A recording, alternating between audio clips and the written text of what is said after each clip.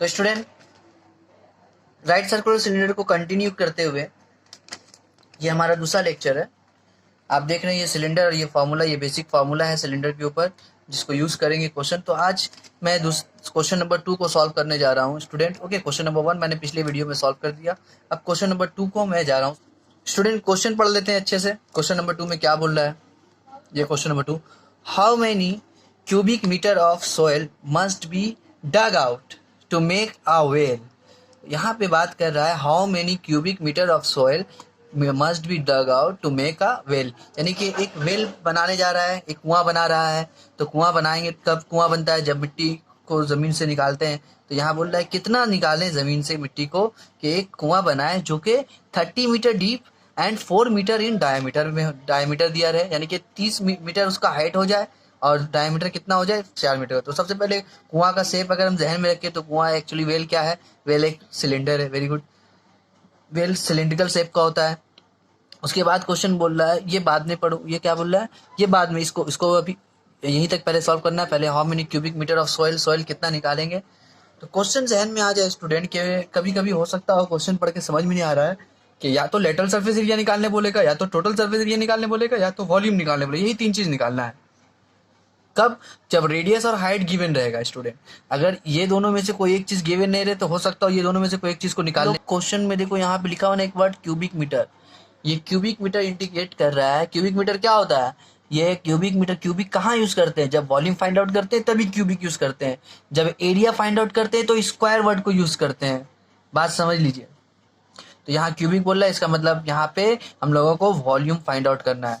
तो जल्दी से हम लोग यहाँ पे लिख देंगे गिवन स्टूडेंट। हम लैंग्वेज लिख नहीं रहे किसी क्वेश्चन में भी, सबसे पहले क्या करते हैं, गिवन लिख देते हैं।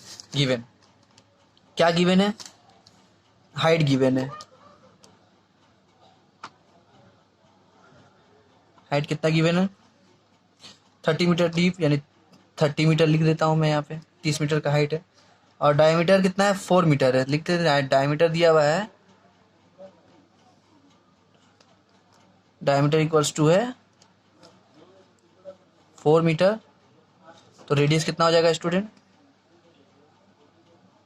Radius equals to, sorry, R equals to 2 metre. तो रेडियस मेरा 2 मीटर हो गया। तो हम लोगों को क्या फाइंड आउट करना है कि कितना क्यूबिक मीटर सॉइल को निकाला गया। तो कितना निकाला गया? जितना, सपोज मान लो ये पूरा जमीन था, सपोज ये जमीन था, यहाँ पे हम क्या किए, डग किए, खोदना स्टार्ट किए, खोदते खोदते इतना दूर हाइट तक गए और इसको एक कुआं बना दिए सपोज हम लोगों ने। तो जमीन हम लोगों ने कितना निकाला, ये जो इसके जो वॉल्यूम है, ये जो वॉल्यूम देख रहे हैं, जितना वॉल्यूम इस सिलेंडर का है उतना ही वॉल्यूम का पूरा जमीन को मैंने डग करके बाहर निकाल दिया, फेंक दिया। अरे असल में तो ये जो जमीन, अब जो मेरे पास जमीन आया, ये जमीन का जो लुत्फ रहा है, इस जमीन का पूछ रहा है कि कितना क्यूबिक मीटर, कितना वॉल्यूम होगा। तो एक्चुअली ये जमीन का वॉल्यूम कितना होगा, जितना इसका टोटल वॉल्यूम होगा। तो इसका मतलब हम लोग को क्या निकालना है, वॉल्यूम ऑफ द वेल निकालना है। वॉल्यूम ऑफ द वेल क्या होगा, हम लोग को पता है, पाई आर स्क्वायर इंटू एच होता है। फार्मूला लिख देंगे, पाई आर स्क्वायर इंटू एच, या पाई आर स्क्वायर एच लिखे डायरेक्ट, कोई दिक्कत नहीं है।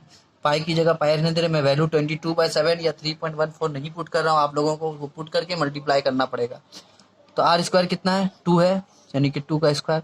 हाइट कितना है, 30, that is 4, 2 2 4, pi into 4 into 30, 120 पाई। यहाँ पे क्या लिखेंगे, मीटर में है सब, तो इसको लिख देंगे मीटर का क्यूब। ये हो जाएगा आंसर। ये फर्स्ट पार्ट हो गया इस क्वेश्चन का, मैंने फर्स्ट पार्ट सॉल्व कर लिया स्टूडेंट। ओके, समझ में आ रही बात। अब दूसरा नेक्स्ट पार्ट देखते हैं क्या बोल रहा है। इफ द, देख ले आप लोग को क्वेश्चन समझ में आ रहा है, मैंने सॉल्यूशन कर दिया। Okay, height, diameter, radius given था, वॉल्यूम ऑफ द वेल निकाला। यही, ये जो 120 वॉल्यूम ऑफ द वेल किसके बराबर है, ये डग सॉइल के बराबर था। ठीक है, ये बाद में लिख लेना आप लोग। ओके, नेक्स्ट पार्ट में आते हैं स्टूडेंट।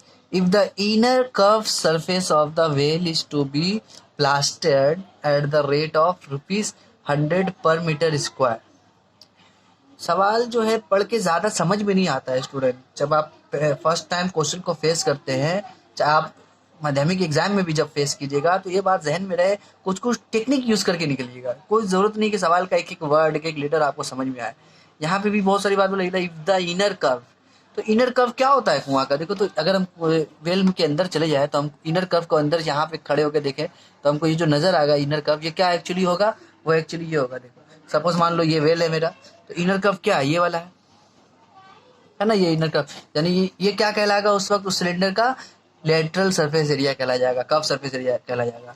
आ रही बात समझ में? तो कर्व सरफेस एरिया के बारे में बात कर रहा है, देखते हैं क्वेश्चन में।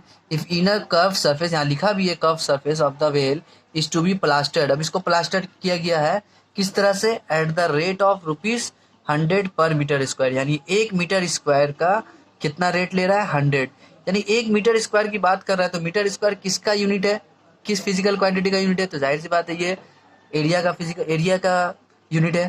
तो जाहिर सी बात है यहाँ एरिया की बात कर रहे हैं, यहाँ वॉल्यूम की बात नहीं कर रहे हैं। यहाँ मीटर क्यूब लिखा रहता तो हम वॉल्यूम समझते, मीटर स्क्वायर लिखा हुआ है तो हम एरिया समझ रहे हैं। ठीक है, क्वेश्चन को हम 2 मिनट में भी बना सकते हैं। सो एक्सप्लेन को, सवाल को ज्यादा एक्सप्लेन करने का मकसद ये है क्योंकि यही क्वेश्चन तो एग्जाम में नहीं आ रहा है।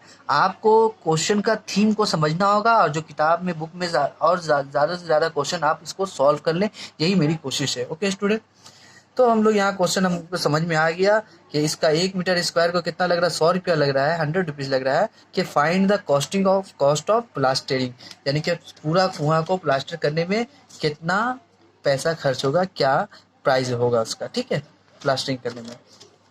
तो जाहिर सी बात है हम लोग क्या करेंगे, इसका कर्व सरफेस एरिया निकालेंगे, लेटरल सरफेस एरिया निकालते हैं। ओके, इसका लेटरल सरफेस का एरिया का फॉर्मूला है 2πr/h है। ठीक है, तो ये एरिया का, इस एरिया को प्लास्टरिंग करने में,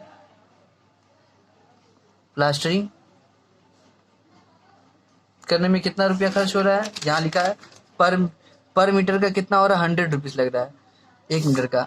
अगर 1 यहाँ पे हम लिखते हैं 1 मीटर स्क्वायर प्लास्टरिंग हो रहा है। लैंग्वेज स्टूडेंट आप लोगों को लिखना है, मैं सिर्फ क्वेश्चन को सॉल्व कर दे रहा हूँ। 1 मीटर स्क्वायर को प्लास्टरिंग करने में कितना पैसा खर्च हो रहा है? 100 रुपीज। तो मेरे पास कितना मीटर स्क्वायर एरिया है? ये वाला मीटर स्क्वायर एरिया है 2πr/h मेरे पास, जिसको हम प्लास्टर करेंगे। तो कितना रेट लगेगा?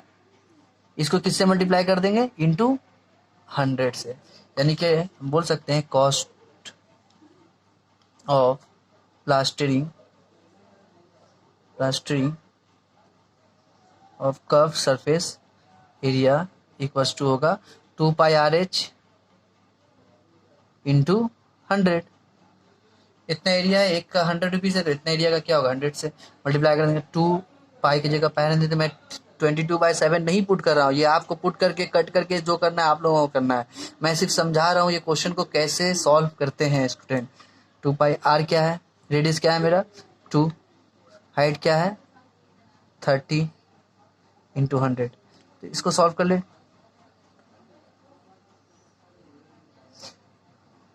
12,000 पाई, ये क्या आएगा? रुपीस में आएगा। सपोज इसका वैल्यू हम 22/7 पुट कर ही लेते हैं, अगर जो भी आएगा 12,000 इंटू 22/7। इसको सॉल्व करके जो वैल्यू आएगा डिसिमल में आएगा उसको लिख देंगे रुपीस करके, ये मेरा आंसर आ जाएगा स्टूडेंट। ओके, तो हम लोगों ने ये क्वेश्चन नंबर 2 को पूरी तरह से सॉल्व कर लिया, इसको अच्छी तरह से समझ भी लिया। इसके बाद मैं क्वेश्चन नंबर 3 नेक्स्ट वीडियो में आप लोगों को बताऊंगा।